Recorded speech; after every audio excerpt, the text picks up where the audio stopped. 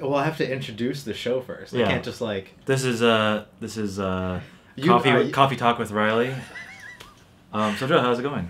You should, this episode we should reverse roles. You should be me and I'll be okay. You. Yeah, what do you do here, Joe? I'm the best at everything. Mm-hmm. I'm so good at Ultimate Chicken Horse. Mm-hmm. I'm great at. I have great hair. Mm-hmm. I'm extremely good at everything. Awesome. Pretty much. That's kind of how I feel about myself too. Hi everyone. Hey. This is the 4th episode of the Friday Q&A where we answer questions from the community on YouTube and Twitter and Facebook and forums and everywhere else. Mm-hmm. Hi. Hey. Thanks for doing this with me today. I'm Riley. I am the sound designer on Astroneer, and I make sounds for the game. But not music. That's Rutger. That's a different guy, so I don't do music. Well, so since we're talking about you, what are you doing right now? I am... As far as on the game. Yeah, so right now it's kind of is this really long task that I'm kind of nearing the end, which will be great, is I'm basically migrating everything that was done in Unreal for the early access release of the game and bring it into Wwise, which is a separate audio engine, which kind of was a lot of work, but it'll pay off in spades when we start really growing the game out. Wwise is a little bit better on performance tracking. There's a lot of information there that I can use, and like Zabir and I can really like hone how much audio is eating out performance wise. But there's also just creative aspects of it that we can actually start really tuning and getting unique with how the game interacts and how the audio interacts with the game as well. Same thing with the music. We'll start getting way more dynamic music where like when it's daylight you're hearing stuff that you might not hear underground, or when it's nighttime, or when you're kind of in danger, you'll start hearing things, or maybe when you're in a cave, the music dynamically changes. So all that stuff Wwise does amazingly well. Like Unreal can do a bunch of that stuff, but it's a lot harder to get it really done right. It's a lot more clunky. As much as Unreal Audio is great, Wwise will be that much better. Question 1. Okay. When I'm in space with my shuttle, I should be able to choose a landing spot on the planet. I want to be able to see what the landing spot looks like in detail, so I don't actually accidentally land on the wrong vehicle bay. Yes, that's a fantastic question and suggestion, Jonas. Yes, more of a suggestion. Yeah, so that's right now. The early implementation was like the very first form of that, like basically taking off and landing, and there's been a lot of discussions on how the best way to do it, and maybe that's a little bit more manual, or at least even just showing you, that you have 2 vehicle bays next to each other, and you didn't mean to clip through the vehicle that was already there. Right.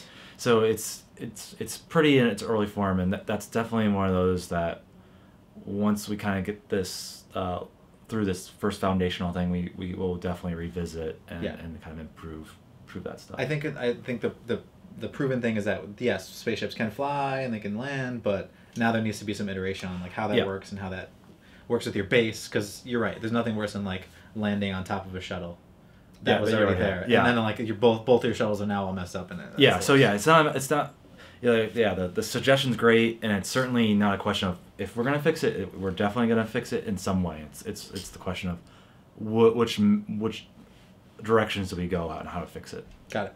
The next question is, can you actually dig all the way through a planet, like from one side all the way to the other? I would think, however gravity is calculated, it would get pretty wonky once you hit the center. No, it's I guess I better put my coffee down to explain it with my hands. So, Let's see. So you can totally dig through a planet. Like everything is deformable in the game, right? Like so there's no bedrock. You go straight through into the core. But in real life, if you did that with the Earth or the Moon or anything, besides like if with the Earth you go to the molten core, but pretend you can be okay there and dig through. You dig through, and the closer you get to the core, the less gravity there's actually pulling down on you, because the less mass there is. So actually, if you got into the Earth core, just like an Astroneer, if you get to the core of a planet, you start floating. So gravity actually in Astroneer does scale the closer you are to the planet's center, and you'll float more. So it's actually mostly accurate in the game. This one is maybe a touchy one, but we'll do it anyway. What happened to geothermal? Geothermal was in there for a while. It was certainly on the show floor at some of the PAXs, I believe. Yes. And we removed it mainly because it didn't serve a purpose at the time in the current form of the game, where it's cool that you can stick it on a geyser, but it didn't really fit with any of the base building paradigms that we then developed after geothermal existed. Right. It was kind of one of the last things we cut before it released in early access. And it's just, it worked, it was fine, just it didn't make any sense. It's probably something that we'll revisit and find a better way to integrate it with the current kind of base building paradigm that we're currently developing. The one I wanted to ask that I meant to write down, but I didn't, is people have been talking about the whale sounds on the moon. You got any information about that? I'm not going to talk about whale sounds. Or maybe not whale sounds, but, you know, yeah, eerie sounds. Some mysterious sounding things. Yeah. Won't go into details about that one yet. Okay, all right.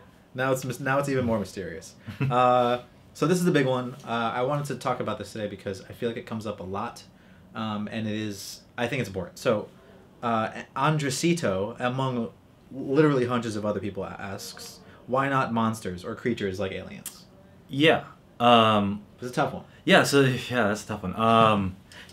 So, I guess the short answer is they're pretty complex, and that's something that it's hard to answer right now in the early state of the game. That is, it's like how those things interact with unknown systems that haven't been built yet. Right. So that's kind of one of the things that will have to come later on in the development cycle of the game, just because there's so many other systems that creatures can interact with, right? Like, and there's all these AI questions as well that aren't kind of trivial, with like AI pathing and how when you have these spherical planets but also deformable terrain, like how does AI kind of figure out that they're in a hole, or right. there's a wall that just all of a sudden popped in place that wasn't there 2 seconds ago because you deformed around it.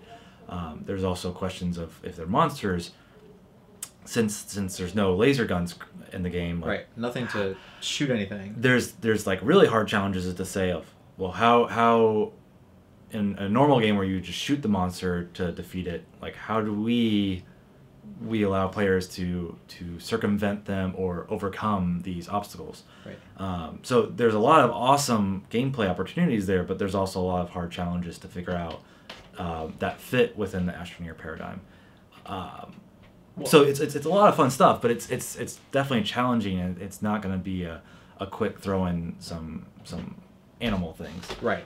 But it's really exciting too, because it's going to fully make the worlds flesh out. So it's another one of those answers where it's like, yeah, we would love to put them in, but yes, we can't really commit to it at this time.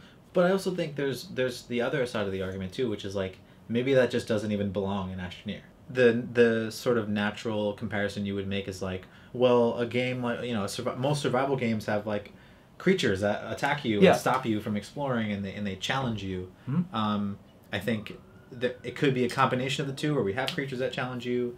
It could be that we just think of other very interesting ways to challenge you without having creatures. But I think the underlying important thing is to say there's definitely thought being put into what thing does challenge you, yes, and what thing makes it harder for you to explore and traverse the right. world. Yeah, and so it's always the question of how do these awesome sounding things fit into the world of Astroneer and the gameplay of Astroneer, right? Which is always kind of the difficult solution, rather than just saying like, oh yeah, that would be awesome if we could have these things. It's always like, how do I as a player interact with these things that fits Astroneer? Got it. Yes. Okay. Cool. I think that's all the questions I have for today's Q&A. Thank you so much for doing this. Yeah, no problem. And we'll see you guys next time. Yeah, see you later on Riley's Coffee Talk. That's not what it's called. Bye. It is now.